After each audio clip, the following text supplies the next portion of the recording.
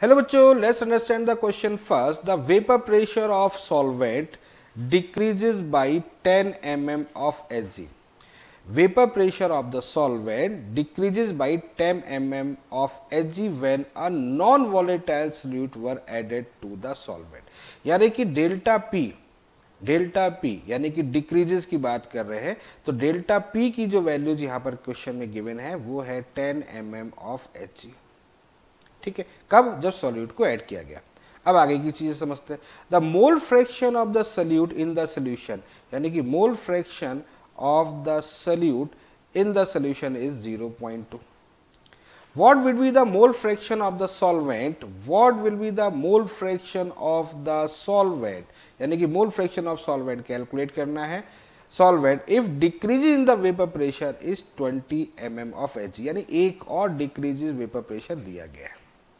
ठीक है, तो चलिए शुरुआत करते हैं. देखिएगा, अगर हम बात करते हैं फॉर्मूले के अकॉर्डिंग, बात करते हैं कॉलिगेटिव प्रॉपर्टी के अकॉर्डिंग, तो relative lowering of vapour pressure किसके इक्वल होता है? Mole fraction of the solute के इक्वल होता है. और relative lowering of vapour pressure क्या होता है? Delta p upon p not is equal to mole fraction of the solute होता है. अब यहां पर देखिएगा, दो चीजें दिख रही हैं. एक लोअरिंग ऑफ वेपर प्रेशर यहां पर है, एक लोअरिंग ऑफ वेपर प्रेशर यहां पर है. ठीक है, दो चीजें दिख रही हैं. इसका मतलब हम यहां पर दो केस डिफाइन करेंगे. दूसरी बात है, यहां पर मोल फ्रैक्शन हमारे पास सॉल्यूट का इतना है, सॉल्वेंट का निकालना है. किस कंडीशन पे? जब लोअरिंग ऑफ वेपर प्रेशर इतना हो जाएगा. तो एक काम करते हैं, पहले हम सॉल्यूट का निकाल लेते हैं, फिर देन उसके बाद में हम क्या करेंगे, उसको सॉल्वेंट में कन्वर्ट कर लेंगे. तो हम इसको ऐसे लिख सकते हैं, delta p 1 divide by P not is equal to mole fraction of the solute. यहां पर हम केस ले लेते हैं 1 डिवाइड बाई, यहां पर हो जाएगा delta P 2 divide by P not. भाई vapour pressure of the pure solvent का जो वेपर प्रेशर होगा वो तो कांस्टेंट होगा, वो तो सेम होगा, तो उसकी हमें यहाँ पर जरूरत ज्यादा नहीं होगी और इसलिए यहाँ पर कैंसिल आउट हो जाएगा. तो ये रहा आपके पास में vapour pressure of pure solvent जो कैंसिल आउट हो गया.